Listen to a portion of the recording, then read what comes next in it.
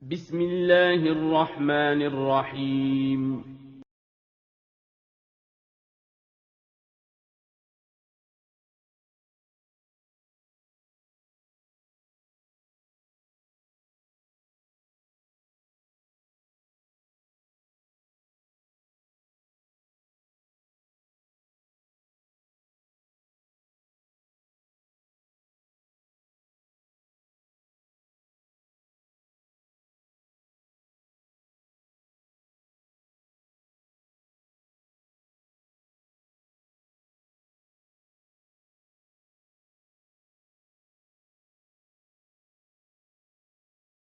Assalamualaikum warahmatullahi wabarakatuh.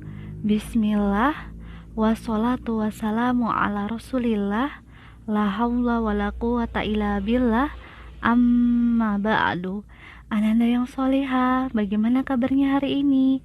Kaifalukunna? Semoga Ananda dalam keadaan yang sehat, dan semoga Allah memudahkan Ananda di dalam aktivitasnya termasuk saat belajar, dan semoga Allah Subhanahu wa taala memberikan Ananda keselamatan saat menaiki alat transportasi hingga sampai di tempat tujuan. Amin.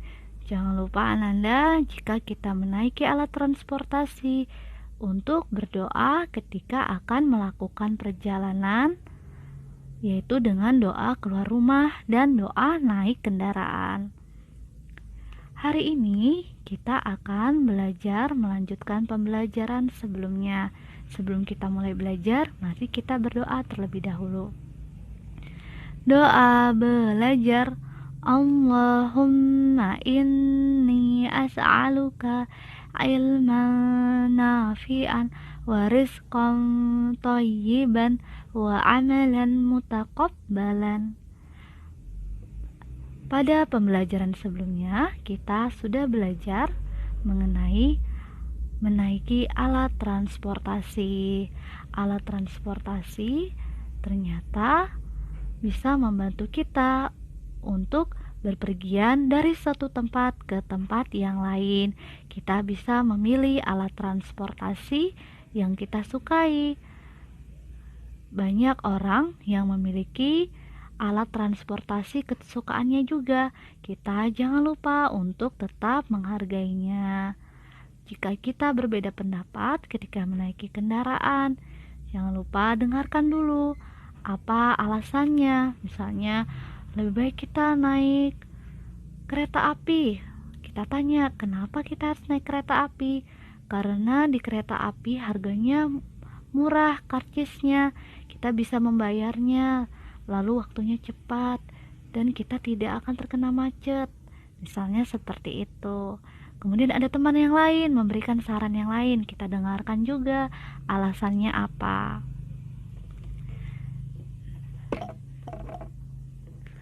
Kemudian kita juga sudah belajar mengenai bahwa ketika kita menaiki alat transportasi, kita jangan sampai mengganggu orang lain. Contohnya seperti berbicara terlalu keras, bercerita dengan temannya dengan suara yang nyaring, tentu akan mengganggu orang lain. Seperti Titus. Titus merasa terganggu dengan teman-temannya yang bercerita dengan suara keras. Jadi Ananda jangan lupa di dalam perjalanan kita berusaha tidak mengganggu orang lain. Sekarang kita akan melanjutkan pembelajaran sebelumnya. Di hari ini kita akan belajar insya Allah tema 3, tema 7, subtema 4, perkembangan teknologi transportasi, pembelajaran 6. Pembelajaran 6 menandakan bahwa kita sudah menyelesaikan materi subtema 4. Hari ini adalah pembelajaran terakhir kita. Pada pembelajaran 6 kita akan belajar 3 materi. Pertama, membaca teks informasi. Kedua, perilaku yang tidak dilakukan agar tidak terjadi konflik. Ketiga, menyelesaikan keliling bangun datar. Kita akan ke materi pertama, membaca teks informasi. Alat untuk mengangkut tersebut dinamakan kendaraan. Alat yang untuk mengangkut manusia dan barang dinamakan alat, yaitu alat untuk mengangkut adalah kendaraan. Pada zaman sekarang, jalan dan angkutan sudah maju. Orang dapat mencapai tempat yang jauh dengan mudah dan cepat.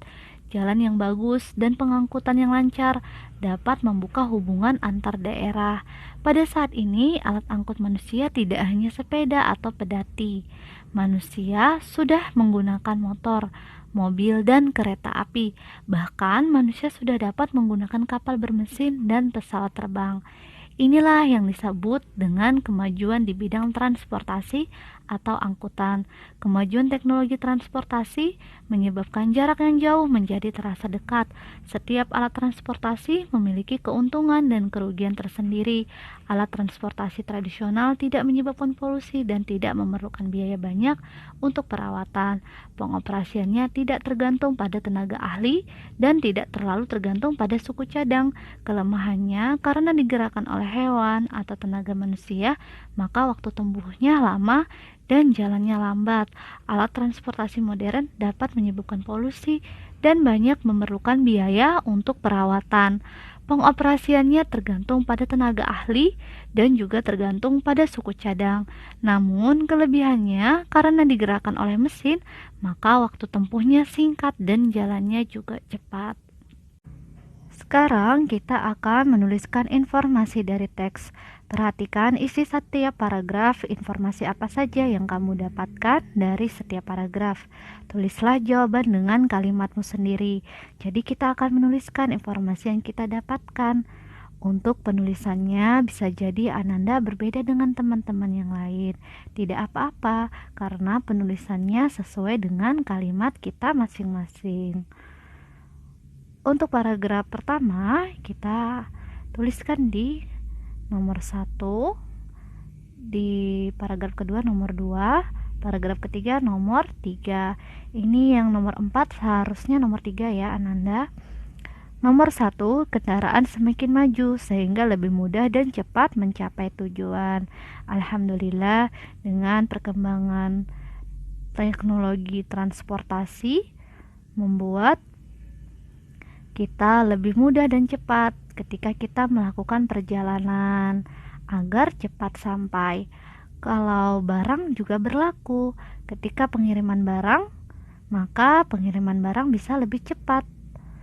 Contohnya dari kota A ke kota B melakukan pengiriman barang, juga cepat sampai di tujuan. Jadi, dengan alat transportasi memudahkan pengangkutan manusia dan barang ke tempat yang satu dan tempat yang lain dengan sebuah alat, yaitu alat transportasi. Manusia juga sudah memiliki transportasi yang beragam. Ini di paragraf kedua.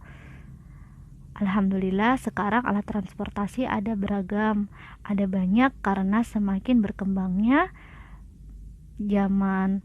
Ada motor, mobil, kereta api, pesawat terbang, kapal bermesin, dan lainnya masih banyak lagi. Kemajuan teknologi transportasi, kita bisa menikmati macam-macam transportasi yang ada, tentu dengan tujuan supaya jarak yang jauh terasa lebih dekat. Nomor 3, transportasi tradisional memiliki keuntungan tidak menyebabkan polusi dan tidak memerlukan biaya banyak untuk perawatan.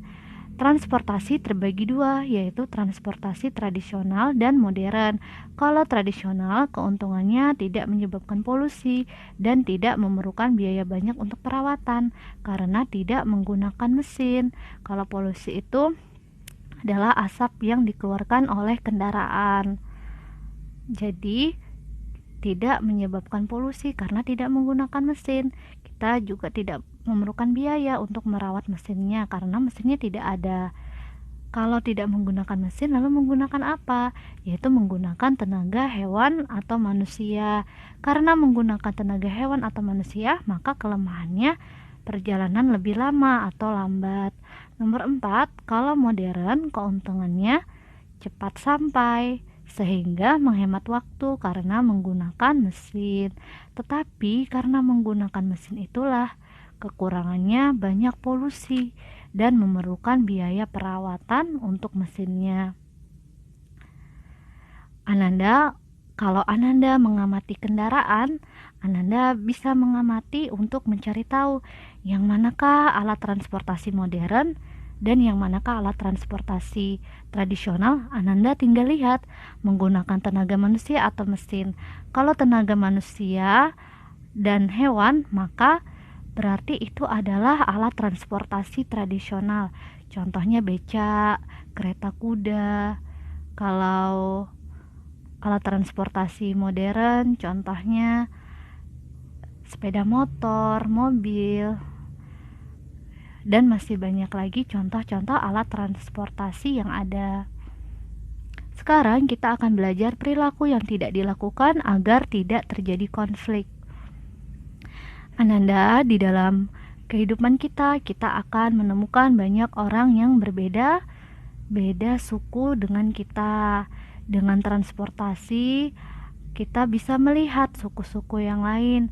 Contohnya, kalau di kota seperti Sangatta misalnya, padahal Sangatta itu adalah kota Kalimantan, kota yang ada di Kalimantan. Tapi kenapa ada suku Jawa misalnya? Itu terjadi karena penggunaan alat transportasi. Jadi orang yang seharusnya tinggal di Pulau Jawa atau memang asalnya dari Jawa bisa melakukan perjalanan ke Kalimantan. Dengan transportasi, suku-suku bisa saling menyebar ke seluruh wilayah Indonesia. Amatilah lingkungan sekitarmu. Pasti ada berbagai keragaman suku dalam lingkunganmu. Bahkan teman satu kelas pun kadang-kadang mempunyai suku yang berbeda-beda. Namun kita tetaplah satu, yaitu satu bangsa Indonesia. Persatuan akan tetap terjaga meskipun kita beda suku dengan sikap saling menghormati dan saling menghargai. Jadi jangan lupa semboyannya, yaitu Bhinneka Tunggal Ika. Walaupun berbeda-beda, kita tetap satu. Suku-suku yang ada di Indonesia, contohnya nomor 1, Gayo, Minangkabau, Batak, Simolai, Palembang, Lampung. Asal daerahnya Provinsi Sumatera. 2, Betawi, Sunda, Jawa, Madura, Tengger, Samin, Osing. Ini suku ya Ananda, suku Betawi, suku Sunda, dan lainnya. Yang tadi kita baca yaitu adalah asal daerahnya di Jawa, provinsinya. Kemudian Bali, nama sukunya Bali, asal daerahnya Bali. Nomor 4, suku Banjar, Berau, Dayak, Mayan, Kutai, asal daerahnya di Kalimantan. Buton, Minahasa, Bugis, Toraja, ini adalah suku-suku yang ada di Sulawesi. Ambon, Aru, suku-suku yang ada di Maluku. Rote, Sasak, Bima, Flores, suku-suku yang ada di Nusa Tenggara. Dan Ni Asmat adalah suku-suku yang ada di Papua. Dengan keberagaman ini, maka apa yang harus kita lakukan? Yaitu kita tetap harus bersikap toleransi. Kedua, kita tidak boleh merasa suku kita lebih baik daripada yang lain. Ketiga, tidak membeda-bedakan orang lain atau teman karena sukunya. Selanjutnya kita akan belajar menyelesaikan keliling bangun datar. Ananda, sebelumnya kita sudah menyelesaikan soal cerita menghitung keliling bangun datar, tapi soal cerita tersebut adalah sentimeter. Sekarang kita akan menghitung keliling bangun datar soal cerita satuan meter. 1 meter sama dengan 100 cm ketika dikonversi, atau ketika kita ubah satuan meter ke sentimeter. 1 meter sama dengan 100 cm. Nomor 1, garasi rumah Bu Ina berbentuk persegi panjang. Panjangnya 6 meter dan lebarnya 3 meter. Berapa meter keliling garasi tersebut? Kita hitung. Panjangnya ada 6 meter. Karena panjang ada 2 dan lebar ada 2, maka tinggal dikali 2. Maka keliling persegi panjang adalah 2 dikali 6 ditambah 2 dikali 3, atau bisa juga kalau mau ditulis 2 dikali 6 tambah 3 sama dengan 18. Nomor 2, sebidang area parkir berbentuk persegi panjang, mempunyai panjang 21 meter dan lebar 12 meter. Berapa meter keliling tanah lapang tersebut? Kita hitung. Sama caranya, karena yang dicari keliling, kita tinggal kali 2 panjangnya dan lebar panjangnya. Karena persegi panjang memiliki 4 sisi, 2 sisi panjang dan 2 sisi lebar. Jadi tinggal kita kali 2. Yaitu, maka keliling persegi panjang adalah 2 dikali 21 ditambah 2 dikali 12 sama dengan 42 ditambah 24. Totalnya sama dengan 66 meter. Nomor 3, sebuah lapangan bermain memiliki panjang 64 meter dan lebar 32 meter. Berapa meter keliling lapangan tersebut? Yang dicari atau ditanyakan adalah berapa meter keliling lapangan. Berarti kita hitung kelilingnya. Caranya sama, kita kalikan 2 untuk panjangnya. Karena ini lapangan bermain adalah persegi panjang, maka panjangnya memiliki 2 sisi dan lebarnya 2 sisi, tinggal dikalikan 2. 2 dikali 64 ditambah 2 dikali 32 sama dengan 2 dikali 64 yaitu 128, 2 dikali 32 yaitu 64. Kita jumlahkan sama dengan 192 meter. Nomor 4, sebuah perkarangan berbentuk persegi memiliki keliling 68 meter. Berapa meter panjang sisi perkarangan tersebut? Ananda, ini sudah diketahui kelilingnya. Kelilingnya sudah ada. Kelilingnya yaitu 68 meter. Yang ditanyakan adalah sisinya. Jadi kita perhatikan apa yang ditanyakan nih pada soal. Yang ditanyakan adalah panjang sisi. Karena bentuknya adalah persegi, maka kita hitung atau ingat kembali persegi itu berapa ya sisinya. Oh, ada 4 perseginya. Maka kita tinggal bagi 4 untuk mengetahui sisi panjang per satu sisinya, yaitu kita hitung. Maka keliling persegi adalah 68 dibagi 4 sama dengan 17 meter. 17 meter adalah satu sisi dalam perseginya. Nanti kalau mau dibuktikan tinggal dikali 4 untuk mengetahui kelilingnya. Nanti hasilnya akan sama, yaitu 68. Jadi ingat, karena ini yang dicari adalah panjang sisi, kelilingnya sudah diketahui, maka kita mencari panjang sisi dengan kita membagi berapa sisi yang ada pada bangun datar. Persegi memiliki 4 sisi, maka tinggal dibagi 4. Nomor 5, sebuah terminal bus berbentuk persegi panjang memiliki keliling 360 meter, sedangkan panjangnya adalah 120 meter. Berapa meter lebar terminal tersebut? Ini kelilingnya 360 meter. Panjangnya sudah diketahui 120 meter. Yang ditanya adalah lebar. Kita ingat-ingat lagi, kalau persegi panjang berapa sisinya? Ada 4. Ada 4 sisi. Lalu 4 sisi ini, 2-nya sisi panjang dan 2-nya sisi lebar. Karena panjangnya sudah diketahui, berarti tinggal kita kurangi. 360 dikurang 120 panjangnya, dikurang 120, dikurang sebanyak 2 kali, karena panjangnya ada 2. Maka hasilnya berapa? 120.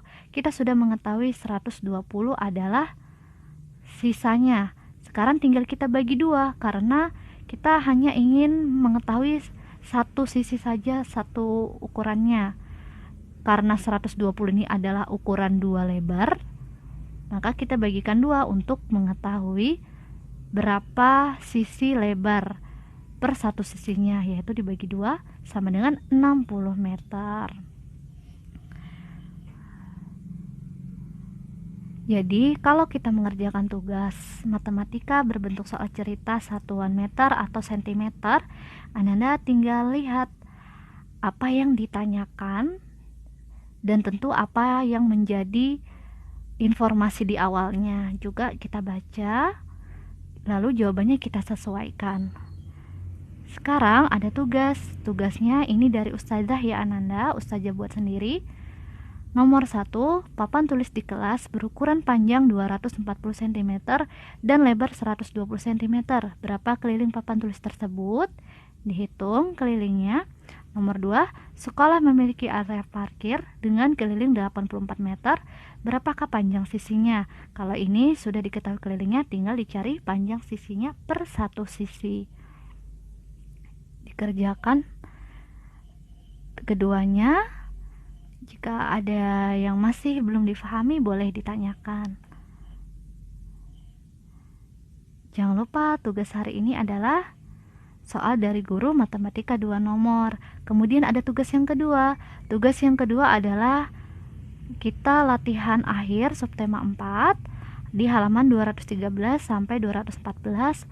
Nomor yang dikerjakan adalah nomor 1 sampai 7. Ini pilihan ganda, dikerjakan, boleh dikerjakan di buku cetak. Demikian sudah selesai. Sebelum kita tutup, mari kita berdoa terlebih dahulu. Sebelumnya Ustazah juga ingin menyampaikan, Ustazah memohon maaf Ananda jika ada kekurangan dalam penyampaian Ustazah. Semoga Allah memudahkan Ananda untuk memahami apa yang Ustazah sampaikan dan semoga ilmunya bermanfaat. Amin. Mari kita berdoa. Doa kafaratul majelis. Subhanakallahumma wa bihamdika asyhadu alla ilaha illa anta astaghfiruka wa atubu ilaik. Selamat beraktivitas Ananda, selamat belajar. Assalamualaikum warahmatullahi wabarakatuh.